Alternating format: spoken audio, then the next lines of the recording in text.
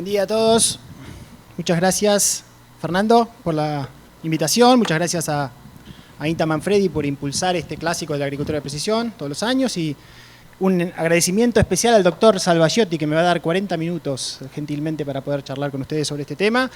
Está charlando el doctor y no se da cuenta que estoy haciendo una broma. Bueno, la cuestión es, empiezo con la situación actual, que es bastante preocupante en cuanto a los números, ¿no? No sé si se dieron cuenta, pero la verdad que un poco impulsado por los precios de los commodities que han bajado mucho, los costos que siguen altos y, bueno, cuestiones productivas que son de público conocimiento. Si uno mira los márgenes de los cultivos más importantes, considerando alquileres lógicos y rendimientos lógicos, realmente la rentabilidad está muy comprometida para la próxima campaña. Es una situación muy preocupante y la única que nos queda es ser eficientes desde el punto de vista del uso de los insumos, ¿no? No hay ni negocio financiero, ni inflación, ni licuación de costos que nos pueda ayudar. Tenemos que ser productivos y me parece que es la única cosa que podemos hacer, porque por lo menos podemos manejar. Y en ese sentido hay insumos que son claves desde el punto de vista del costo de los cultivos más importantes. La semilla, el nitrógeno y el fósforo juntos representan entre el 40 y el 45% del costo de implantación de los cultivos más comunes, ¿no? Maíz, trigo, soja, dependiendo del caso. Y también estos insumos son muy importantes desde el punto de vista productivo, ¿no? de su impacto en el nivel de rendimiento. Manejar bien la semilla de maíz puede tener un impacto de hasta el 15% del cultivo, del rendimiento del cultivo. Obviamente que esto depende de la genética, de la plasticidad, de los materiales que usemos, etcétera, pero en general podemos considerar ese número.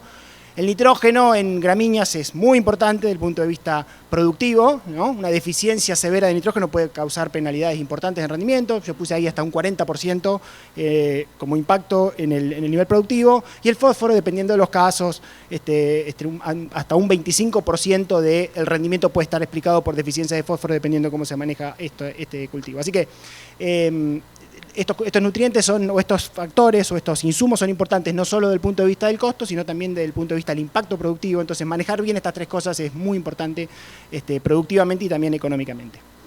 Mucha de la información que yo voy a compartir con ustedes se basa en un plan que tenemos de investigación en campos de productores, on-farm research, y mucho de esto viene de la mano de ensayos en franja que hemos hecho durante un tiempo y de algo que hemos incorporado hace un tiempo, que son estos tableros de ajedrez, estos ensayos que la agricultura de precisión nos permite establecer adentro de nuestras prescripciones, que tienen muchas ventajas en el sentido de que no violan muchos de los principios del diseño experimental en relación a la aleatorización, en relación a la repetición, al control local. Mucho de esto que hemos adoptado está de la mano del esfuerzo que ha hecho el doctor David Bullock de la Universidad de Urbana-Champaign en Illinois, que es amigo de la casa, que ha venido a hacer difusión de este tipo de forma de hacer investigación. Y bueno, muchos hemos aprendido de participar en ese proyecto y lo hemos implementado en los sistemas agrícolas argentinos. Y es una forma muy buena de generar datos intensivos con una buena forma de generar de gran escala, digamos, y que tienen robustez estadística que nos permite generar información de calidad. Voy a empezar con una situación bastante lamentable en cuanto al maíz. Se ha dado bastante seguido en estas últimas campañas, que es ver maíces sin espigas, ver zonas del lote o lotes con maíces con un deterioro muy importante en el índice de cosecha. Sabemos que el maíz es una planta relativamente poco plástica reproductivamente, entonces la tasa de crecimiento por plantas a veces nos juega una mala pasada en el sentido que a la planta no le alcanza la energía como para poder generar una espiguita. Y eso, bueno, desde el punto de vista del negocio, desde el punto de vista productivo, nos genera penalidades muy importantes. Este ejemplo puntualmente es de 9 de julio, el centro oeste de la provincia de Buenos Aires, en la campaña 2022-23, en donde había zonas de lomas arenosas y de bajos afectados a tapto, es decir, bajos poco profundos asociados a una capa de arcilla que genera una restricción para la raíz, en donde, bueno, el rendimiento era prácticamente cero, esto asociado a campañas hídricas muy restrictivas, cuando en realidad otras partes del lote no asociadas a estas limitantes tenían una espiga razonable, ¿no? Entonces, acá, mediante el manejo de la densidad, podemos aliviar el estrés en esos ambientes restrictivos y poder generar un crecimiento razonable que permita que, bueno, el margen bruto del cultivo no se deteriore tanto. Este lote puntualmente había sido sembrado con una densidad uniforme, ignorando este tipo de variabilidad, y por eso los problemas se veían muy, muy acentuados, ¿no? Les voy a mostrar un ejemplo de cómo la densidad variable nos puede ayudar a reducir de alguna forma este problema. Esto es también un ejemplo del 9 de julio, en un lote caracterizado mediante un relevamiento topográfico. Se ven típico de la zona, lotes con lomas arenosas, ahí en verde, y bajos con presencia de napa más cercana, con mayor capacidad de almacenaje de agua en general, más productivos. Eso también se ve por una variabilidad asociada a la textura. Hoy en día, como mencionaron anteriormente, mediante la conductividad eléctrica aparente podemos hacer buenos mapas de textura, mapas de una variable que se asocia bien con la distribución de las partículas de arena, limo y arcilla, y poder tener una variable que tracciona mucho la productividad en ambientes como estos y que muchas veces se correlaciona, como en este caso, con la elevación. Y lo que hicimos en este caso fue sembrar un maíz con densidad variable, sembrando una densidad más baja, 50.000 semillas por hectárea en los ambientes más restrictivos asociados a esas lomas arenosas y también en los ambientes de conductividad relativamente alta asociados a bajos contactos, ¿no? Asociados a arcilla que también son restrictivos desde el punto de vista productivo. Pero lo interesante y lo que quiero mostrarles es que pusimos uno de esos tableros de ajedrez en una zona de transición para poder evaluar realmente si la respuesta a la densidad interaccionaba con el ambiente y cuáles eran las densidades óptimas en cada uno de esas zonas que nosotros habíamos delineado, ¿no? Cosechamos con monitor de rendimiento, empezamos a ver patrones de rendimiento que se parecían a las variables que habíamos usado para basar la prescripción, lo cual es una buena noticia. Eso también se puede ver mediante estos ejemplos, comparaciones donde uno pone, en este caso, la conductividad eléctrica aparente y el rendimiento y ver asociaciones entre las dos variables, más allá de ver patrones visuales, es algo bueno porque uno lo deja tranquilo que la variable que usó sobre la cual basar la prescripción por lo menos tiene algo que ver con rendimiento. Es lógico y es bastante común que aparezcan estas formas de campana, en donde el cultivo observa un valor de conductividad eléctrica aparente intermedio, con texturas relativamente intermedias, por encima y por debajo del cual el rendimiento en general cae, sobre todo en maíz, que es muy sensible a estas variaciones, y sobre todo en años muy restrictivos. Y bueno, en este caso las partes de menor conductividad eléctrica aparente y las partes de mayor conductividad eléctrica aparente se asociaban a rendimientos más bajos, y como les digo, bueno, 10 toneladas aproximadamente en las zonas de rendimiento más comunes. Este tipo de ejemplos, si bien nos puede dar una idea cualitativa de si la variable que uno usó para sectorizar o para delinear zonas fue la correcta, o por lo menos si tiene algo que ver con rendimiento, no permite separar el efecto del tratamiento del efecto del ambiente. Para eso usamos los tableros de ajedrez, para poder separar el efecto del tratamiento del efecto de los ambientes.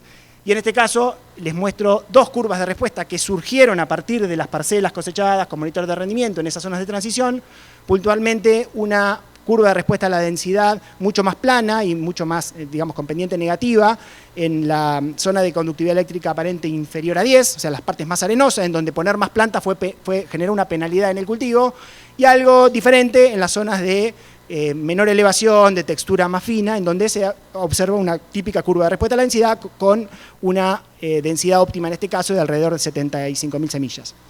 Cuando vamos a los números de esto, podemos usar esta información para poder cuantificarlo económicamente, ¿no? Entonces hacer una especie de estas análisis de costo y de retorno neto al uso de la densidad.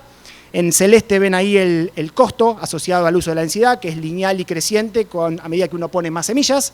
En triangulitos o en circulitos rojos uno ve el ingreso en función de la densidad, o sea, obviamente con un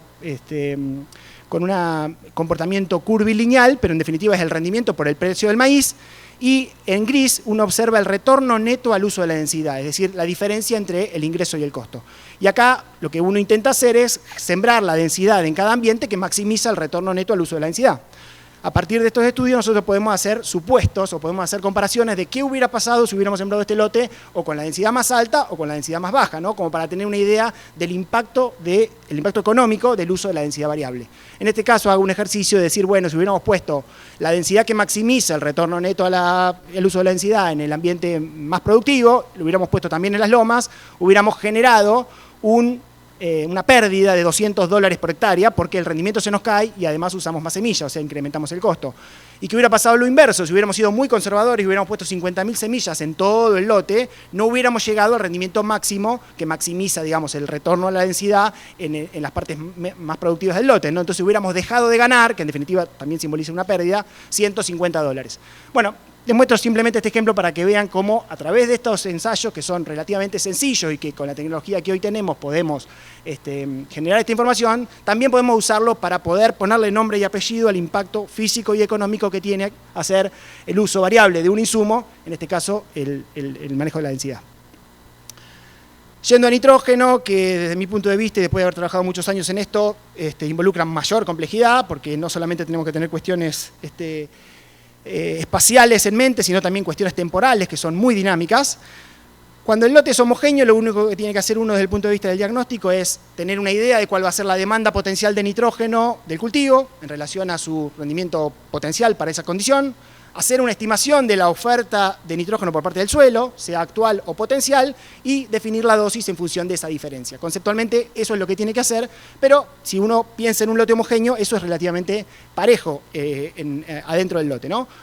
Cuando uno está pensando en un lote homogéneo, heterogéneo, que tiene variabilidad en diferentes propiedades edáficas, topografía, lo que sea, esa cosa se complica más, porque además de lidiar con la variabilidad temporal asociada a la oferta de nitrógeno y a la demanda, también tiene que considerar las interacciones que la variabilidad en el tipo de suelo, en la topografía, introducen a esto. Así que se vuelve todavía más complejo desde el punto de vista predictivo.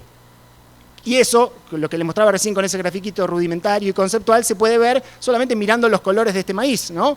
Hay partes del lote que están bien nutridas con nitrógeno, donde el maíz se ve verde, partes del lote que están asociadas a suelos más bajos, de menor elevación, en donde después de una lluvia importante hubo pérdida de nitrógeno por parte del suelo, por lavado y sobre todo por desnitrificación, que hace que el maíz se vea más amarillo, entonces ahí la oferta de nitrógeno haya caído. Partes donde eso ocurrió, pero de manera más extrema, es decir, que el cultivo se encharcó y vio penalizada su productividad y por lo tanto la demanda de nitrógeno cae a cero y son esas zonas ahí donde el maíz está seco asociados a bajos. Y algo intermedio, algo totalmente inverso, digamos, allá arriba, en aquellas zonas de maíz marrón, en donde las lomas arenosas que tienen poca capacidad de almacenaje de agua, ven limitada su productividad y por lo tanto su demanda de nitrógeno debido a una cuestión que no tiene que ver necesariamente con el nitrógeno, sino con el agua. Entonces, bueno, un ejemplo donde cómo la oferta y la demanda de nitrógeno puede cambiar en el tiempo y en el espacio mucho, y nos plantea a nosotros un desafío desde el punto de vista del diagnóstico de tener herramientas que sean lo suficientemente dinámicas para poder predecir eso y transformarlo en una prescripción de fertilización. Como esto es complicado, como esto lleva mucho esfuerzo, nosotros hace como 10 años ya generamos una red de experimentación de nitrógeno en trigo y en maíz, tratando de entender procesos espaciales y procesos temporales.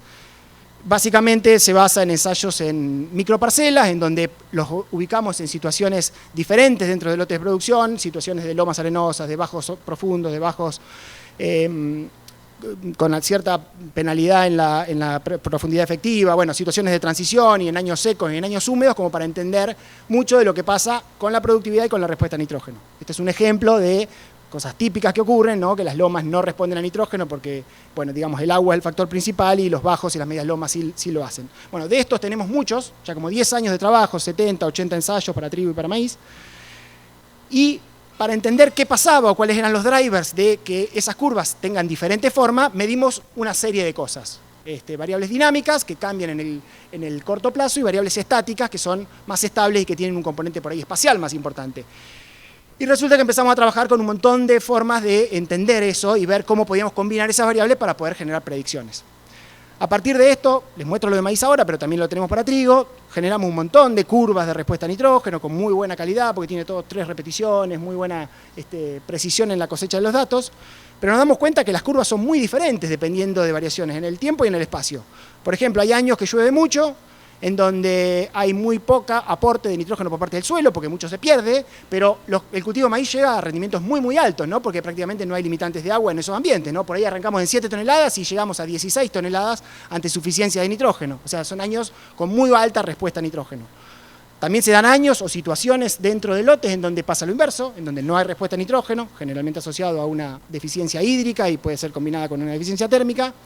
Y por otro lado también a veces, más raro, pero encontramos zonas o partes de lotes que son muy buenos para mineralizar nitrógeno, en donde se dan condiciones muy buenas de acoples entre mineralización y absorción y vemos rendimientos muy altos sin respuesta a nitrógeno, con muy poca respuesta, o sea, donde el suelo le da de comer al cultivo lo que necesita. Ya mirando la forma de estas curvas, nos damos cuenta que es difícil predecir esto con una herramienta que sea lo suficientemente versátil para poder después transformarlo en una recomendación. Entonces, bueno, vamos de a poco tratando de entender esto. Hay uno de los pósters que estaba presentado allá en la sección de pósters de un estudiante mío de maestría que hace esto en trigo. Yo le voy a mostrar una cosa chiquitita de maíz como para ver cuáles son las variables más importantes que encontramos en maíz. La primera cosa que medimos fue nitrato, porque nosotros los agrónomos nos enseñaron en la facultad que hay que medir nitrato para decidir la dosis de fertilización en nitrógeno. Bueno, resulta que con esa base de datos de 70 ensayos ponemos nitrógeno y tratamos de explicar la dosis óptima económica poniendo nitrógeno como nitrato al momento de la siembra a 60 centímetros de profundidad. Y la verdad que es bastante triste el resultado en el sentido de que si bien hay una tendencia a que los suelos o las partes dentro del lote con más nitrógeno respondían menos o tenían una dosis óptima económica más baja, fíjense lo ancho de esas barras, ¿no? Evidentemente el nitrato solo no es una buena herramienta para determinar la dosis de nitrógeno a aplicar, porque hay otras variables que también hacen ruido, e incluso más ruido. Dijimos, bueno, vamos a poner algo asociado a la demanda de nitrógeno por parte del cultivo, es decir, sabemos que en agricultura en secano el agua es uno de los drivers más importantes de la productividad, entonces dijimos, bueno, vamos a poner un aliado que tenemos nosotros, por lo menos en la zona centro-oeste de la provincia de Buenos Aires, que es la profundidad de la Napa.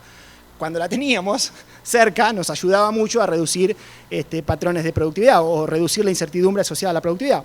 Entonces cuando hicimos el mismo ejercicio poniendo dosis óptima económica en función de la profundidad de la Napa, bueno, vimos una escalinata más interesante.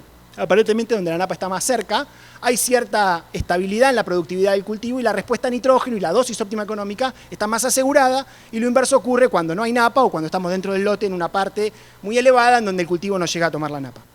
Bueno, así que acá teníamos dos parámetros que aparentemente nos estaban dando una mano sobre cómo entender la respuesta a nitrógeno. Por un lado, algo asociado a la oferta, que era el nitrógeno como nitrato, y por otro lado, algo asociado a la demanda, en función del rendimiento objetivo, asociado a la profundidad de la Napa. Dijimos, bueno, ¿qué pasa si combinamos estas dos cosas? Por ahí podemos llegar a una mejor predicción de la respuesta a la fertilización o la dosis óptima económica. Empezamos con estadística clásica, con métodos tradicionales, y nos dábamos cuenta que era bastante difícil llegar a una mejor predicción.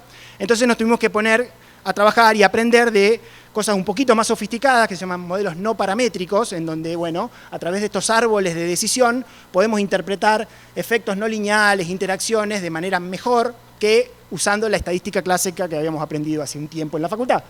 Entonces, bueno, llegamos a predicciones, esas son predicciones de la dosis óptima económica, dependiendo del nivel de Napa y el nivel de nitrato, razonables, que nos dejan contentos, pero que todavía tienen errores, que son relativamente altos para lo que nosotros necesitamos, ¿no? Entonces está claro que tenemos que seguir entrenando estos algoritmos con más información o introduciendo más variables para poder llegar a mejores predicciones, pero yo creo que el camino es este, ¿no? Bases de datos grandes que permitan entrenar modelos sofisticados que hoy tenemos y cada vez más sofisticados que nos dan una mano agronómica grande para hacer mejores predicciones.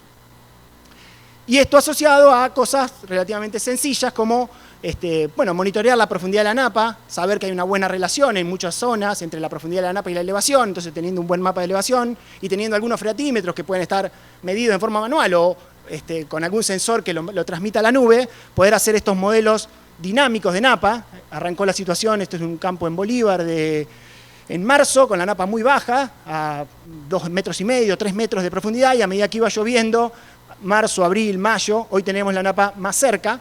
Entonces podemos darle de comer a ese algoritmo que hoy les contaba, por lo menos con una parte, que es, bueno, poniendo la profundidad de la Napa, haciendo este esfuerzo para medir la profundidad de la Napa en forma dinámica y, bueno, tener una parte del modelo un poco resuelta con la ayuda de la tecnología y con la ayuda de estas cosas que conocemos, más que nada en función de lo que nos ha enseñado el grupo del doctor Esteban Jovalli de San Luis, que, bueno, ha sido un referente en esto y hemos aprendido mucho de su trabajo. Y finalmente paso a la parte de fósforo, que es relativamente más fácil. Yo siempre digo que tenemos la suerte acá en la región más productiva argentina de tener suelos muy nobles en cuanto al manejo del fósforo, molisoles, que en general tienen poca capacidad de fijación, tenemos un montón de información que se ha generado, podemos interpretar el análisis de suelo, sabemos qué es bajo, qué es muy bajo, sabemos dónde conviene mantener, dónde no tiene sentido posicionarse porque se genera una penalidad de rendimiento muy, muy grande. Bueno, con toda esta información podemos... Tenemos mucho sobre la cual basar la fertilización fosforada. Lo que por ahí tenemos que hacer un esfuerzo mayor es en conocer la variabilidad espacial de los lotes. Y después de haber hecho muchos muestreos de suelo de este tipo, muestreos en grilla, en una zona grande del país, hemos aprendido bastante de cómo se distribuye el fósforo en los lotes.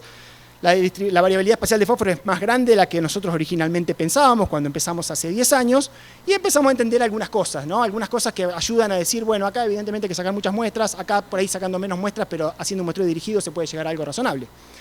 Les muestro algunos ejemplos de eso. Esto es en General Alvear, provincia de Buenos Aires, ahí los patrones de esos más arenosos o más marrones significan lomas arenosas, que se asocian a fósforo muy alto, generalmente asociado a un balance menos negativo en esas zonas.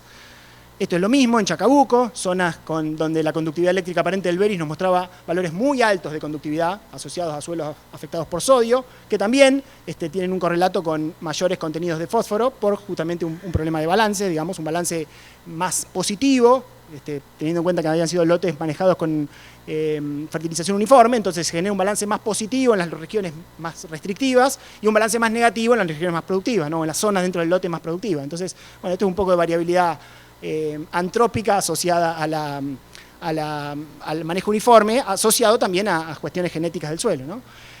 Esto es en Entre Ríos, un lote también con mucha variabilidad en la textura. Lo verde son partes más arenosas, lo rojo son partes más arcillosas, y también se ve un correlato con fósforo. Lo más arenoso y lo más arcilloso tienen más fósforo porque ahí generalmente los cultivos rinden menos y exportan menos fósforo. Y después otras zonas en donde eso no se da tan fácilmente interpretable, ¿no? Esto es en 25 de mayo, en donde hay un poco de efecto genético en el tipo de suelo, en la distribución de fósforo, y otro poco que es totalmente antrópico. Es lotes que habían sido manejados con historia diferente, alambrados que se levantaron, y patrones que no son muy fácilmente interpretables si uno no tuviera este muestreo en grilla, ¿no? Esto parecido en Rosario de la Frontera, Salta, hay parte que puede ser explicado por variabilidad en la textura del suelo y otra parte que no es explicada por eso. Entonces, bueno, a partir de estos trabajos de muestreos intensivos hemos aprendido bastante de la estructura espacial de fósforo. La pregunta que uno se hace es, bueno, ¿se puede justificar económicamente sacar una muestra por hectárea o una muestra por hectárea y media como hacen los americanos? Bueno, nosotros también teníamos esa pregunta. Al margen de que son lindos estos mapitas de colores, dijimos, bueno, vamos a hacer una simulación, vamos a hacer un análisis económico a ver de qué tan rentable es hacer esto, es decir, es manejar el fósforo en base a un muestreo de suelo en grilla. Para eso hicimos un relevamiento siguiendo una metodología que ha sido publicada. Esto quedó un poco viejo porque ahora ya tenemos como 500 lotes muestreados en grilla en esos puntos del país. Así eran estos lotes en cuanto a la distribución espacial de fósforo, el promedio de fósforo y las barritas representan el desvío estándar para que vean que había lotes muy variables, poco variables, de fósforo muy alto y de fósforo muy bajo, es decir, tenemos un rango bastante bueno como para sacar una conclusión robusta. Y bueno, como no teníamos ensayos de dosis variable versus dosis uniforme, hicimos una simulación, es decir, usamos algunos supuestos para esa simulación, no tengo mucho tiempo de explicar en qué se basaban, pero esto está publicado en ese trabajito que escribimos con Juan Rompani en el Congreso Latinoamericano de Agricultura de Precisión hace 2 años. Básicamente lo que hicimos fue agarrar datos publicados de respuesta a fósforo y asumir que la dosis variable aplica un poquito más de fósforo en aquellos lugares en donde el fósforo es bajo o muy bajo, y captura una respuesta adicional en rendimiento en relación a una dosis uniforme que se queda corto en esos ambientes bajo o muy bajo. Entonces, bueno, por eso se genera una ventaja de la dosis variable. Y por otro lado, también se genera una ventaja de la dosis variable en aquellos lugares en donde ya no hay más respuesta a fósforo y la dosis variable baja la dosis o no aplica nada y la dosis uniforme sigue aplicando. Bueno, con estos supuestos hicimos una simulación, les voy a mostrar para el caso de soja, para esos 350 y pico de lotes. Esa barra es el aumento adicional de producción, el aumento de margen bruto de la dosis variable en relación a la dosis uniforme, y esa barrita tiene 2 componentes. Por un lado, el ahorro de fertilizante en aquellos lugares en donde la dosis variable no aplica o aplica menos, y también el aumento adicional de producción en aquellas partes dentro del lote en donde la dosis uniforme se queda corto, por decirlo de alguna manera, y la dosis variable aplica un poco más de fósforo y genera un rendimiento adicional o genera una suficiencia de fósforo. Hasta ahí algo medio descriptivo, pero también dijimos, bueno, vamos a hacer algo más analítico, vamos a entender a ver qué pasa, por qué hay tanta variabilidad, por qué hay algunos lotes que ganan más de $60 de aumento de margen bruto por hacer fertilización variable y otros ganan 20 o menos. Bueno, hay algo que puede estar explicando eso. Lo primero que nos vino a la mente es decir, bueno, seguramente los lotes más variables son los que más se benefician por la fertilización variable. Entonces vamos a usar algún parámetro de variabilidad para ver si puede explicar esta variación. Usamos el coeficiente de variación de todos esos puntitos que teníamos de los lotes del muestreo en grilla y lo pusimos en relación al incremento de margen bruto de la dosis variable versus la dosis uniforme. Y si bien vemos una tendencia medio obvia, los lotes de más coeficiente de variación de fósforo inicial se beneficiaban un poco más de la fertilización variable, tampoco se ve algo tan fácilmente interpretable, ¿no? Hay mucha dispersión asociada a eso. Entonces dijimos, bueno, vamos a probar con alguna otra cosa que nos explique mejor el beneficio económico de la fertilización variable. Y cuando pusimos el fósforo inicial, promedio de esos puntos, es decir, promediando todos los puntitos, aparece una campana que es interesante y está bastante en línea con lo que han reportado otros autores en la bibliografía. ¿Y cómo se interpreta esto? Y bueno, evidentemente cuando el fósforo inicial promedio es muy alto, ahí lo que hay que hacer es no fertilizar, o fertilizar con una dosis muy baja, ¿no? Entonces ahí no hay mucha ventaja de la fertilización variable. Y por otro lado, cuando el fósforo promedio es muy bajo, lo que hay que hacer es ir con un camión de fósforo y tirarlo arriba del lote, casi, o aplicar una dosis alta más homogénea, ¿no? Entonces no hay mucha ventaja en los dos extremos de la fertilización variable. La máxima ventaja de la fertilización variable en relación a la fertilización uniforme, según nuestros datos, aparece en ese rango, entre 10 y 20 partes por millón, en donde los lotes tienen una parte en donde se ahorra fertilizante, una parte en donde se aumenta adicionalmente la producción por hacer fertilización variable, y bueno, y eso está bastante repartido en el espacio, ¿no? La cuestión es que muchos de los lotes que nosotros manejamos en la región pampeana están entre 10 y 20 partes por millón, así que bueno, vemos una ventaja importante o vemos digamos, un aliado grande en la fertilización variable con fósforo para mejorar el manejo de la nutrición en general y el negocio en particular. Así que como consideraciones finales de esta breve y muy intensa presentación, yo creo que estoy convencido de que el manejo variable de insumos tiene la potencialidad de ayudarnos a nosotros los agrónomos para maximizar la rentabilidad de la agricultura y por supuesto disminuir su impacto ambiental. Sin embargo, solo la tecnología, solo las ventajas hoy maravillosas que tenemos solas no nos ayudan, ¿no? Tenemos que meterle mucha cabeza, mucha investigación, mucha parte agronómica para entender los procesos fisiológicos que hay detrás de cosas interesantes y adaptar la tecnología para poder maximizar esas interacciones, ¿no? Y en ese sentido, la investigación en campos de productores, esta oportunidad que hoy nos da la tecnología de hacer mucha investigación y de calidad dentro de nuestras prescripciones, es un aliado estratégico que nos permite una gran oportunidad. Así que bueno, les agradezco mucho la atención y quedamos dispuestos a las preguntas.